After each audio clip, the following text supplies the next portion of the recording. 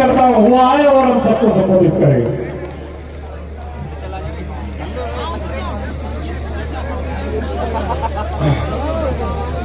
मैं सबसे पहले आप सब लोगों को बहुत बहुत बधाई दूंगा, आप सबको साधुवाद करूंगा कि बिना किसी चुनावी माहौल के और बिना किसी खास मकसद के आप यहाँ जो भगत सिंह सेना के सर्वे सर्वा हैं, किसानों के, नौजवानों के, पिछड़ों के, दलितों के, शोषित और वंचितों के नेता हैं, भाई नरेश मीणा, उनके आह्वान पर, उनके बुलावे पर आज यहां पर हजारों की तादाद में इकट्ठा हुए हैं। मैं आप सबको मुबारकबाद देता हूं और यही बात कहते हुए कि जो मंच पर इनके साथी हैं, दुख सुख में लड़ाई लड़ रहे हैं और जो सामने हमारी मातृशक्ति के साथ साथ सब लोग यहाँ पर आए हैं, 4 बार कमलेश गद्दी मैं उनको दिल की गहराइयों से सिर्फ यही समय कह सकता हूं कि आपकी राह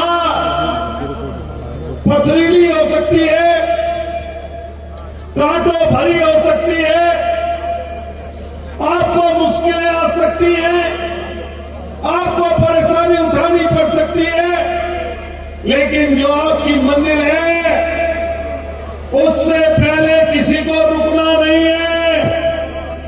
और ये ध्यान रखना, जो मंजिल को देखकर घबरा जाते हैं परेशानियों से, उनका इतिहास में नाम दर्ज नहीं होता।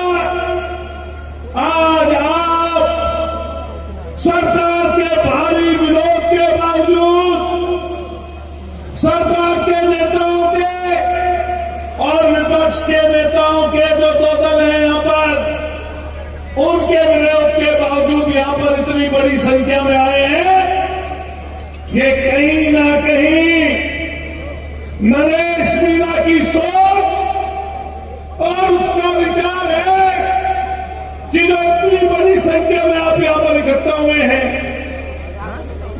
आज उस पुण्यात्मा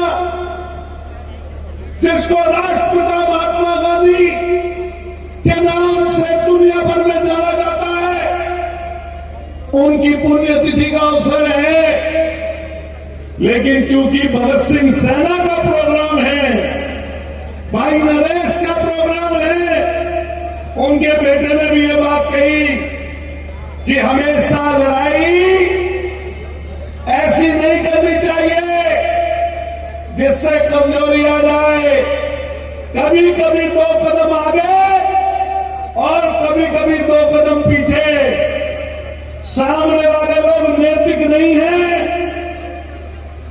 उनके मन में दया नहीं है, उनके मन में भावना, उनकी भावनाएं नहीं है, वो बेशरम, बेहया, ऐसे निर्दयी जिनके लिए न किसान तुझे, न गरीब तुझे, न कमजोर तुझे, वो सिर्फ और सिर्फ सत्ता चाहते हैं, धन्य सेठों को लाभ देने के लिए सत्ता चाहते हैं।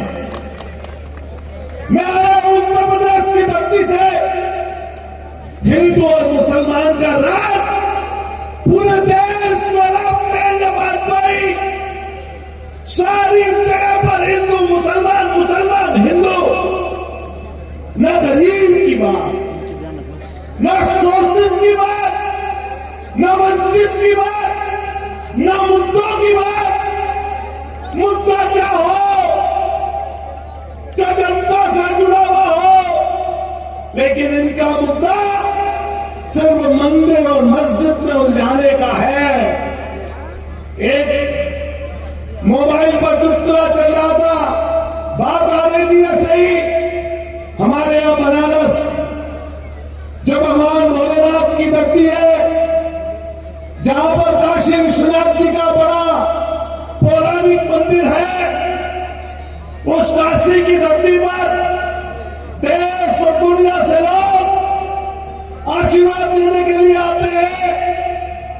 उसी जगह पर जब देश में विदेशी आक्रांताओं ने भगवान काशी विश्वनाथ जी के मंदिर को तहस नहस कर दिया था, तो उससे 250 साल पहले माता अहिल्याबाई होलकर जी ने उसका पुनरुद्धार पुनर्जीवन करा था।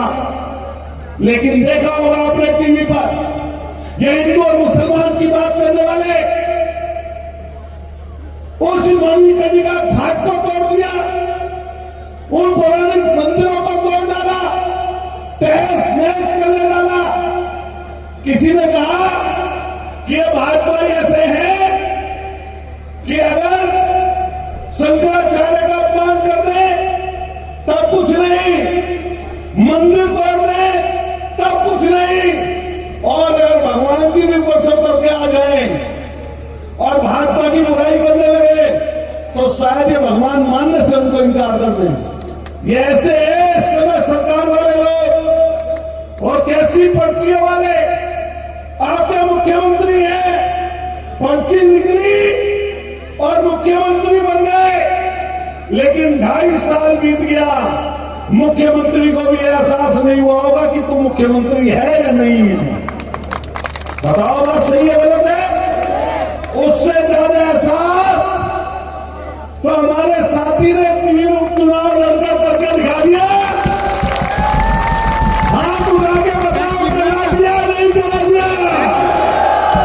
टेक्स्ट लिखना क्या? इस पूरे राजस्थान को एहसास नहीं करा।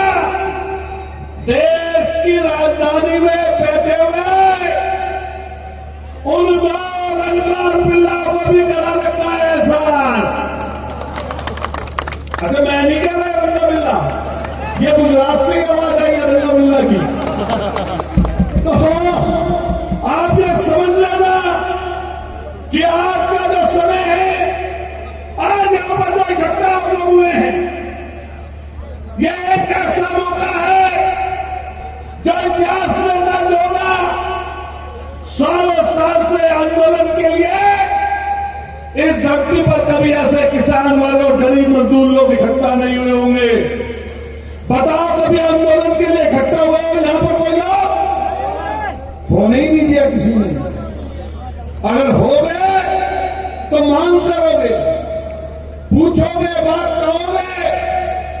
जब कलेक्टर एसपी की वीडियो मैंने देखी, भाई नरेश उनके साथियों के साथ, तो घबराई हुई थी सरकार, बयान दे रहे थे।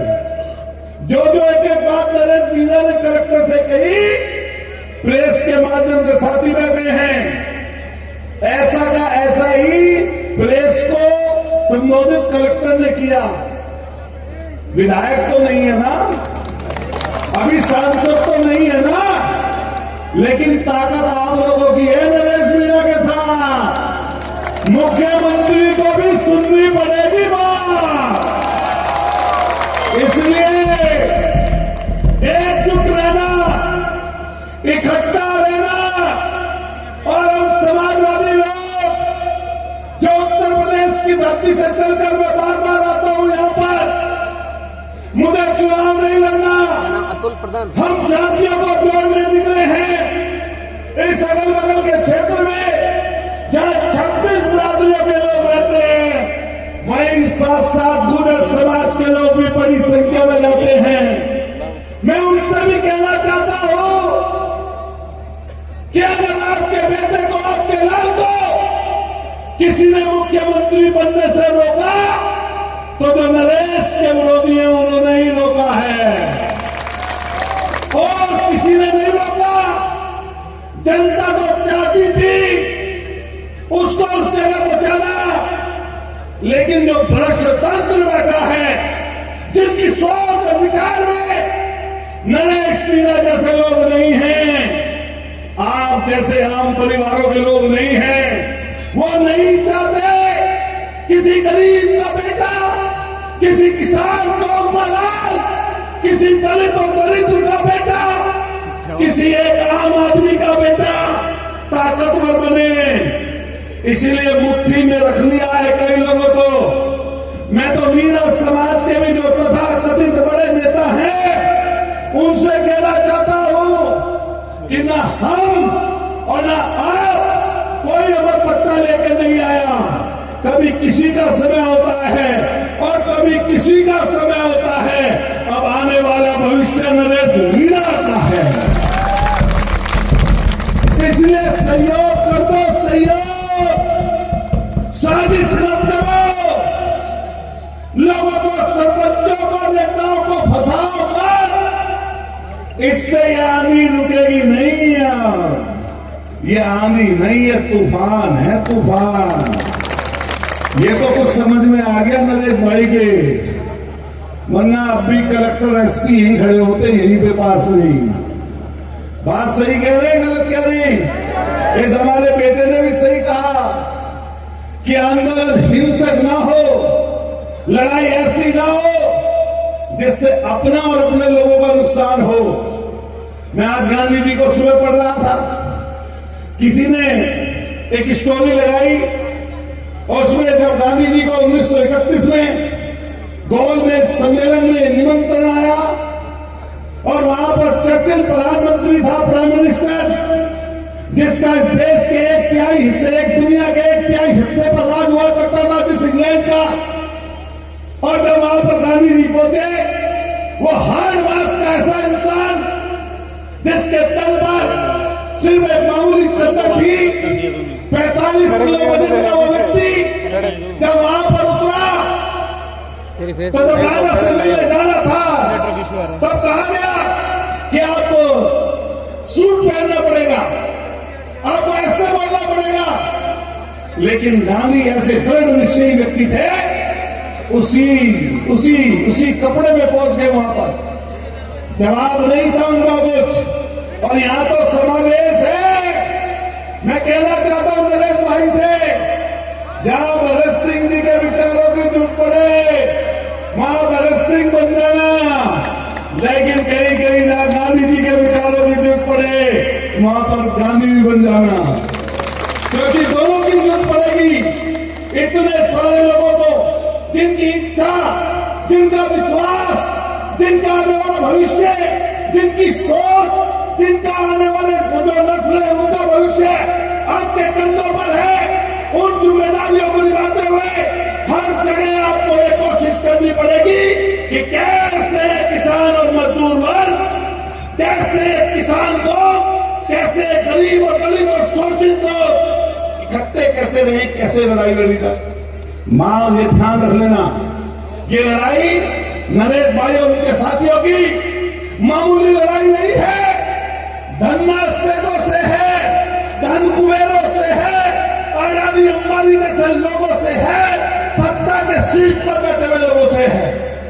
इसलिए दोस्तों, साथियों, नौजवान लोगों, साथ हल्का मत कर देना, पीछे हट मत जाना। मंजिल मुझे नजदीक दिखाई दे रही है।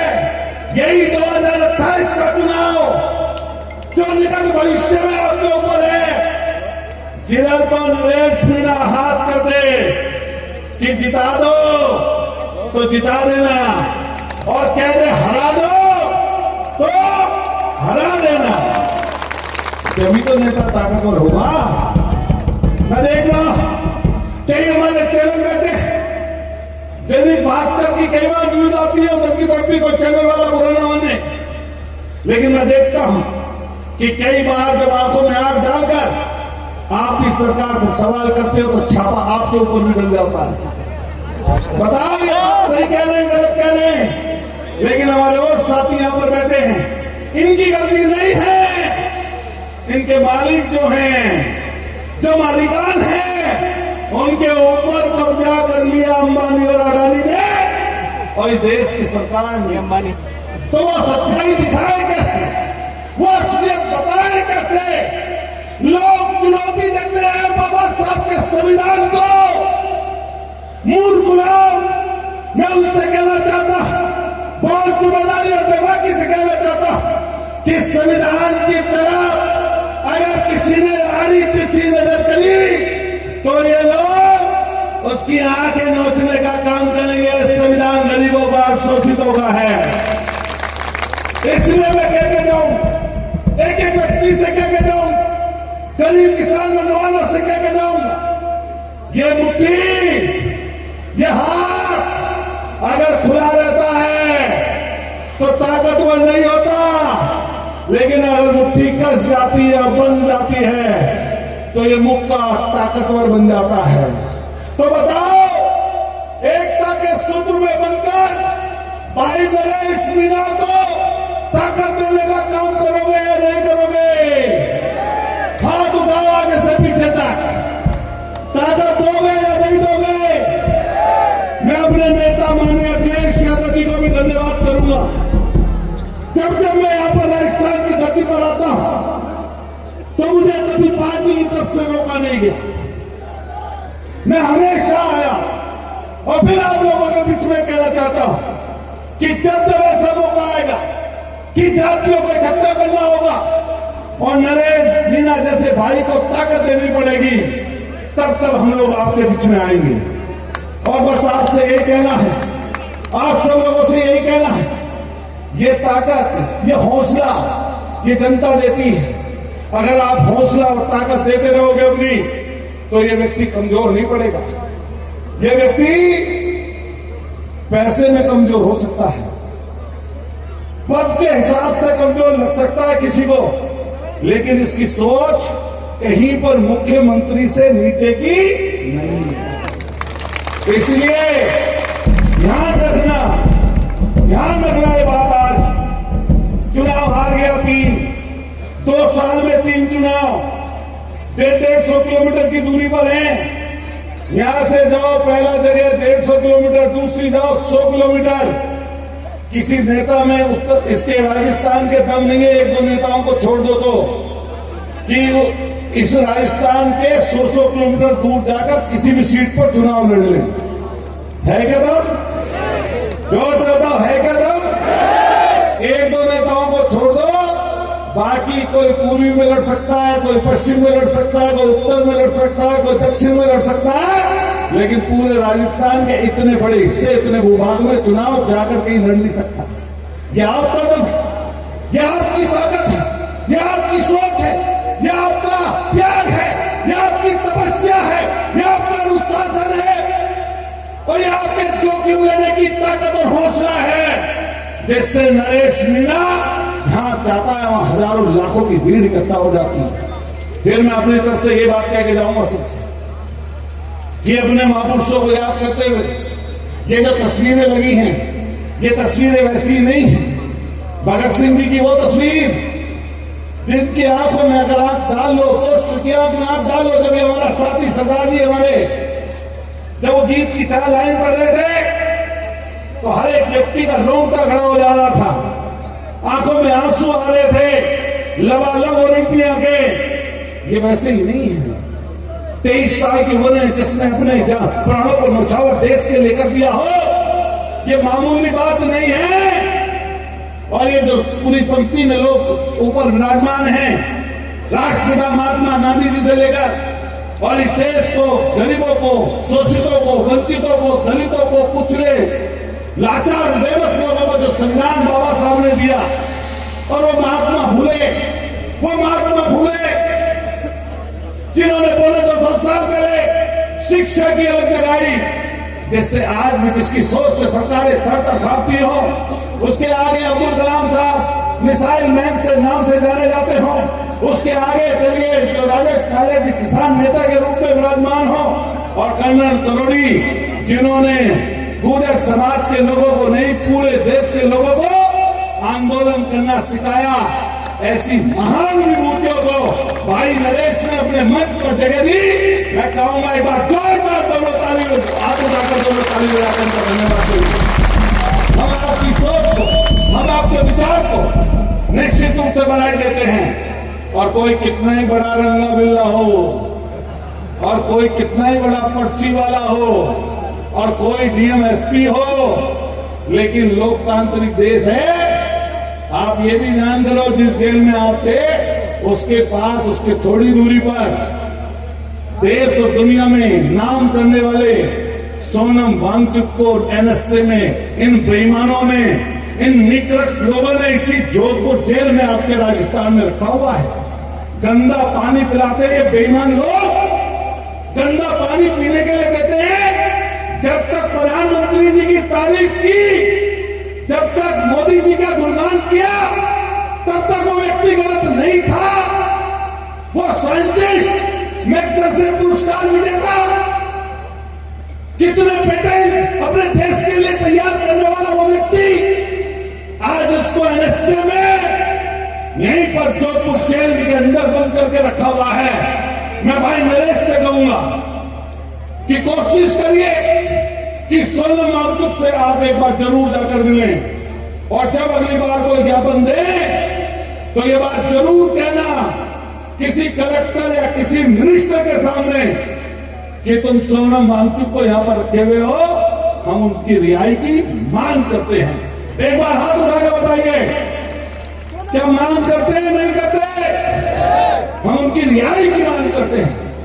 ये ऐसी सरकार जो आग मिचोली खेलते हैं दोनों लोग, लेकिन हम फिर कहेंगे मेरे खिलाफ तो पोस्ट डाल दी थी, मैं इनका चुनाव लड़ाने आ गया।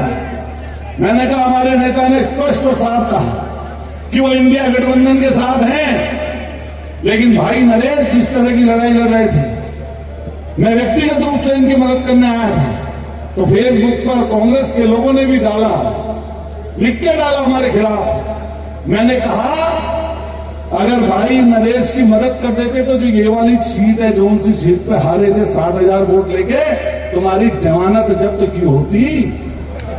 बात सही थी गलत थी? डरे में हैं, बेचारे परेशान हैं।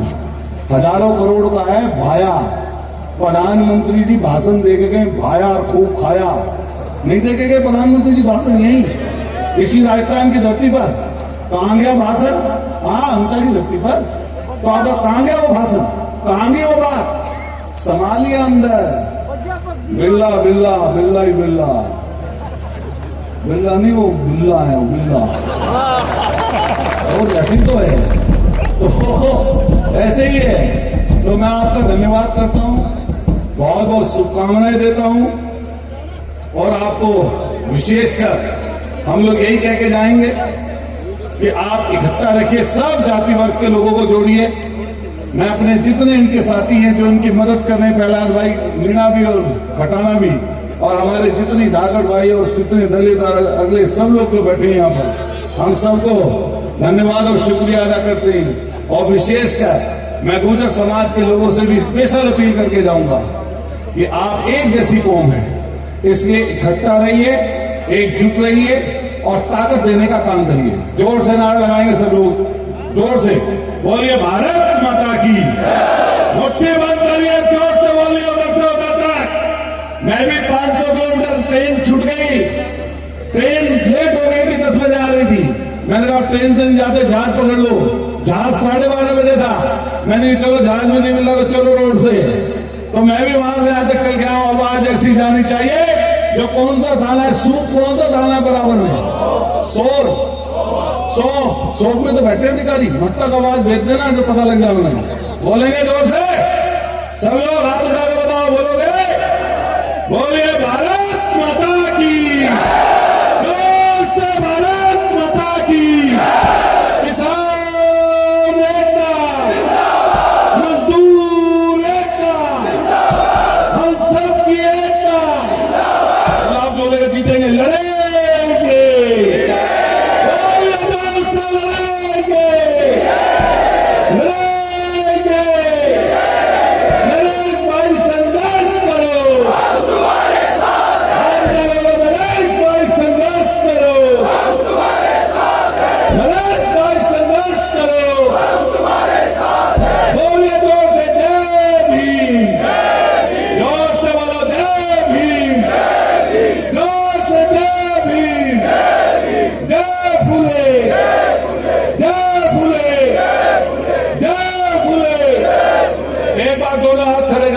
दोनों हाथ सब लोग आगे से पीछे तक, सब लोग दोनों हाथ खड़े कर दो और एक बार जोरदार ताली अपने लिए बजाइए, जोरदार ताली। ये देखिए शानदार जोर से बुलाते रहिए।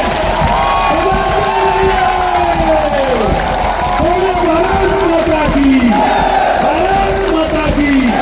इंकलाब, इंकलाब, इंकलाब।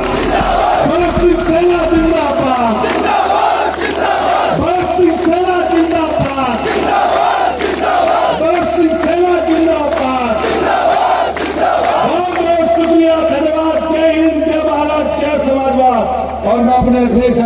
धन्यवाद करता हूं। Thank you very much. धन्यवाद भाई साहब अतुल प्रधान जी, जिन्होंने अपने क्रांतिकारी उद्बोधन से